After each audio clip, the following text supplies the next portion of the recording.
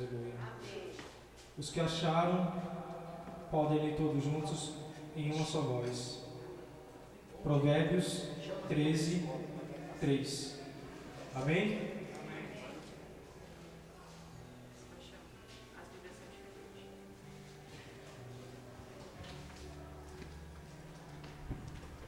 Perdão, irmãos, nós vamos colocar na tela.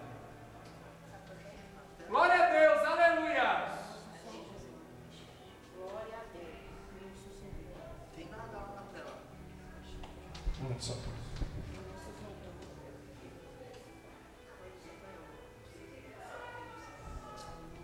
Glória a Deus, aleluia!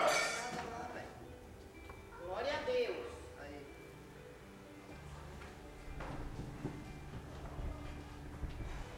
Provérbios 13, 3. Somente isso. O que guarda a sua boca conserva a sua alma, mas o que muito abre os lábios tem perturbação. Misericórdia, meu Deus! Mais uma vez, todos juntos, somente até a vírgula, irmãos. Pode ler todos juntos. O que guarda a sua boca conserva a sua alma. Somente até aqui, irmãos. Obrigado. Podem ir sentados. Aleluia! Glória a Deus. Irmãos, vou parecer minha mãe agora tocando sempre na mesma tecla.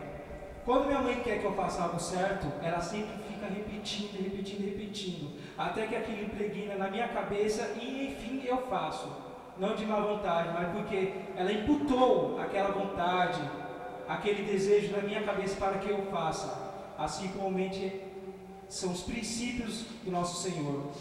Para que nós possamos praticá-los, para que nós possamos fazê-lo, é preciso que aquilo entre em nossas cabeças, é preciso que aquilo ocupe um grande espaço em nossas mentes. Nós devemos procurar fazer muitas coisas que estão descritas na Bíblia, mas devemos saber julgá-las quando é o momento e a hora certa de fazê-las. Assim, comumente aqui nesse capítulo diz, a nossa língua era a nossa maior inimiga e também é o nosso maior advogado, mas devemos saber usá-las. Ela é uma arma tão poderosa, que eu posso enfatizar aqui com toda certeza, não porque eu gosto de história, mas qualquer um dos irmãos aqui pesquisar, qualquer livro, seja em qualquer lugar, tanto a Primeira Guerra Mundial quanto a Segunda Guerra Mundial foi causada por causa de uma língua. Uma pessoa que não soube falar, uma pessoa que, por uma simples frase, realizou uma contenda, onde proclamou a morte de milhões de pessoas, onde milhares de judeus foram colocados em campos de concentrações para padecer. A nossa língua é o nosso guia espiritual, mas também é o nosso guarda. Quem muito fala, pouco sabe. E um sábio, ele não fala, ele faz. Assim, devemos lembrar, em algum momento, o rei Davi, antes de se tornar rei, ele ofendeu alguém, ele falou algo de alguém contra o antigo rei, ele proclamou algo sobre ele o difamou? Não, em nenhum momento. Em nenhum momento o rei Davi, ele abriu a boca para falar mal do antigo rei, a qual ele ocupou o lugar.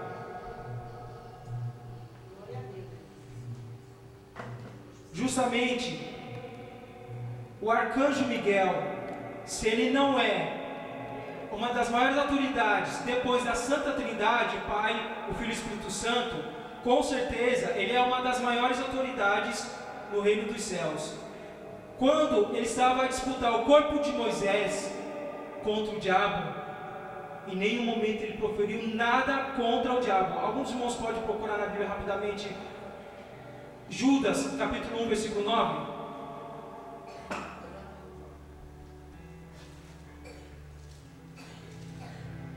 Mas o arcanjo Miguel, quando contendia contra o diabo, disputava a respeito do corpo de Moisés. Não se atreveu a pronunciar juízo de maldição contra ele, mas disse: o Senhor te repreenda. Irmãos, aqui, contudo o arcanjo Miguel, quando contendia contra o diabo, quando disputava contra o diabo, a respeito do corpo de Moisés, não se atreveu a proferir, ou seja, a falar, não a difamar nada contra o outro anjo caído, contra Satanás, porque um dos princípios da base sólida para ter a salvação é guardar a própria língua. O arcanjo Miguel sabia que esse é um dos princípios primordiais para estar no reino dos céus. Tanto é que às vezes eu penso porque às vezes eu me corrijo nisso, e às vezes nem tanto, mas é necessário que eu o faça. Penso que deveria existir mais um mandamento: guardarás a tua boca. Simples e fácil, guardarás a tua boca. Somente devemos falar quando temos certeza, quando temos aprovação. Falar deliberadamente, sem ter certeza do que falamos. Falar sem ter uma raiz, pode ser a nossa própria armadilha. Saber falar é simplesmente ter um guia. Ter um guia é o nosso guia espiritual, primeiramente a nossa boca. Nós ouvimos, nós falamos, mas tudo que aquilo ouvimos é o correto, é o certo. Por isso que muitas vezes Paulo enfatizou: devemos ser tardios ao falar. Toda promessa está atrelada a um princípio. Um dos 4 princípios primordiais, que hoje eu apenas direi um, é simplesmente esse: esperar para falar. A origem das contendas vem a partir da nossa língua, daquilo que dissemos, daquilo que proferimos. Ter a certeza de falar sem maldade, e às vezes até somos pegados pela simples inocência. Às vezes nós fazemos fofoca, não porque queremos, mas porque por pura inocência. Às vezes estamos tão exaltados, tão enaltecidos, que falamos algo impróprio.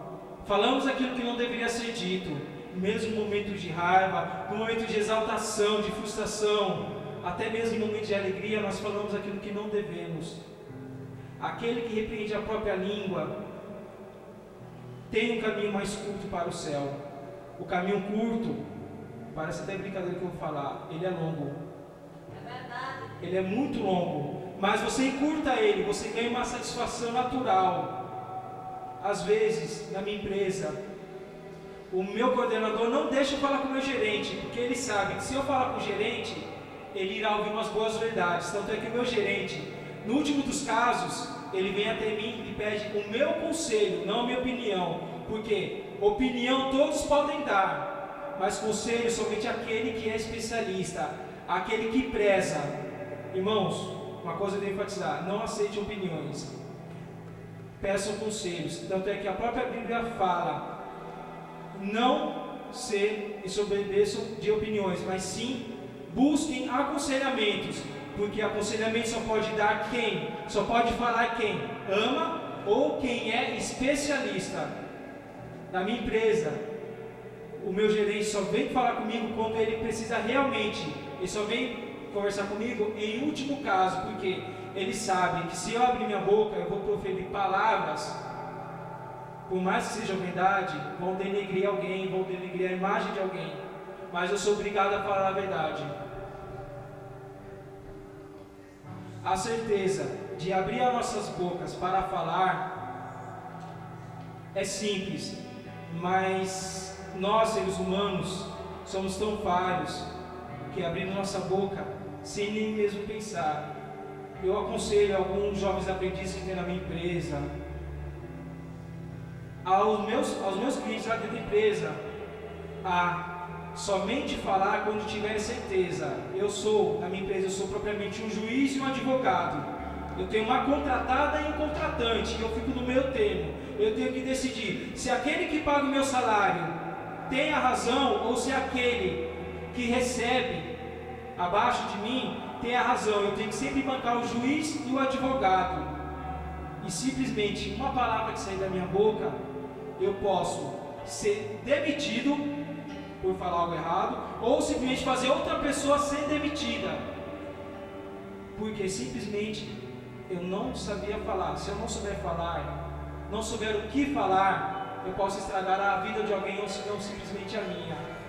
Assim como os alemães na Primeira Guerra Áustria, na Primeira Guerra Mundial, e os alemães, que era a antiga Áustria, na Segunda Guerra Mundial, caíram por causa da língua de uma única pessoa, que derrubou nações e nações, matou milhões e milhões de pessoas. Assim, somente para finalizar, Aleluia! até mesmo o arcanjo Miguel não combateu com suas próprias palavras.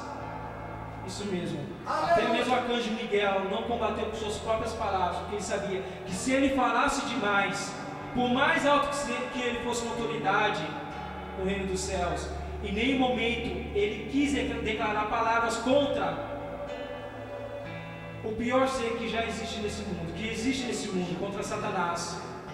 E olha que Satanás, assim como Miguel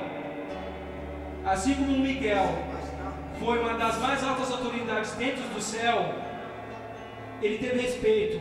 No livro A Arte da Guerra é dito: honrarás o teu inimigo, assim obterás a vitória. O livro dos Sicanéis disse: respeite o teu oposto, respeite o teu inimigo, assim a certeza da vitória estará sempre contigo.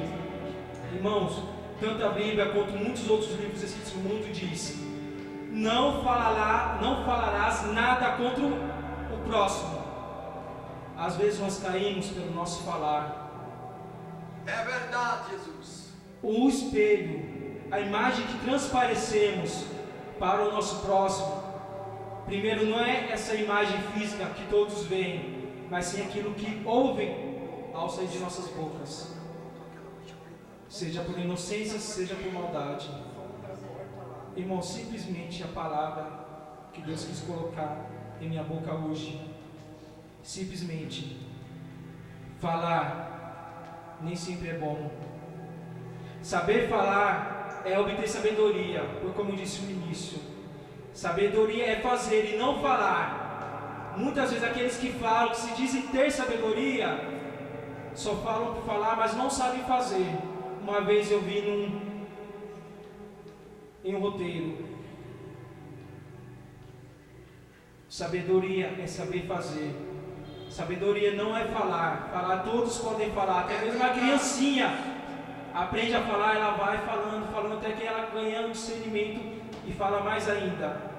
Mas a partir do momento que você sua, a partir do momento que você caleja, a partir do momento que você coloca as mãos naquilo para fazer, isso sim é a verdadeira instrução da sabedoria. E aí sim, quando você tem sabedoria, discernimento, compreensão e entendimento, você pode falar, você é habilitado para falar. Menos a igreja. Um pastor só é habilitado a falar quando ele adquire sabedoria. Uma pessoa só pode ser ungida quando ela sim já tanto calou sua boca, e aí sim ela pode trazer a palavra. Irmãos, e aqueles que pregam, trazer a palavra não é nada fácil. Eu mesmo tenho extrema dificuldade, prefiro apresentar gráficos, números, uma apresentação do PowerPoint, os jovens aqui conhecem, sabem do que eu estou falando, do que vir trazer a palavra do Senhor, porque muito eu escorrego, muito eu tropeço na palavra do Senhor. Mas se aqui tivesse uma tela, eu apresentasse números como eu faço na minha empresa, eu tiraria a nota máxima. Mas não, simplesmente falar, trazer algo que enalteça o nome do Senhor, que traga a verdade, é muito difícil. Saber falar não é fácil, e nós sempre escorregamos e tropeçamos por simplesmente não saber falar. E não saber falar não é saber todo o abecedário, conhecer milhões de palavras, mas simplesmente a hora certa de abrir as nossas bocas, o momento certo de proferir frases, é o momento de trazer algo que possa enaltecer ou derrubar. Irmãos, confesso que muitas vezes as minhas palavras podem derrubar algumas pessoas, pode deixar outras pessoas irritadas, bravas, mas muitas vezes ela também pode enaltecer pessoas, pode alavancar pessoas. E somente para finalizar este momento, nossas palavras podem sim derrubar pessoas e nações, mas elas também podem nos alavancar, e ainda mais, alavancar o próximo. Um pai pode alavancar o seu filho, não quando ele o repreende com palavras que pode perturbar a mente dele, mas sim quando ele traz uma palavra amiga, quando ele sabe conversar com ele, quando o pai dá a palavra de direção certa para o filho, mesmo na repreensão, aquela criança cresce. E sinceramente, meu pai fala muito pouco comigo, mas tudo aquilo que ele falou me transformou numa pessoa que eu sou hoje. Sou muito agradecido por meu pai, Glória a Deus. pelo Espírito Santo, pela palavra que Jesus me disse, todo dia, a todo momento, pela palavra do Pai, Deus eterno, glorioso e grandioso. Sou muito agradecido. Mesmo meu pai físico em carne, aqui em terra, simplesmente ele fala tão pouco comigo, mas tudo que ele fala é sincero, é verdadeiro e é justo, principalmente justo. Mesmo nas repreensões dele, ele me traz discernimento e sabedoria. Mesmo quando ele estava bravo no passado, ele me trouxe a quem eu sou hoje. Ele me transformou. Então palavras, por mais poucas que são ditas, mesmo minha repreensão, transformam pessoas. Um pai que não repreende seu filho, que não sabe dar a palavra correta a ele, futuramente pode ver esse filho cair no mundo. Futuramente pode ver esse filho mendigando. Poderá ver esse filho sofrendo na vida. Mas apenas não basta ter palavras para dizer.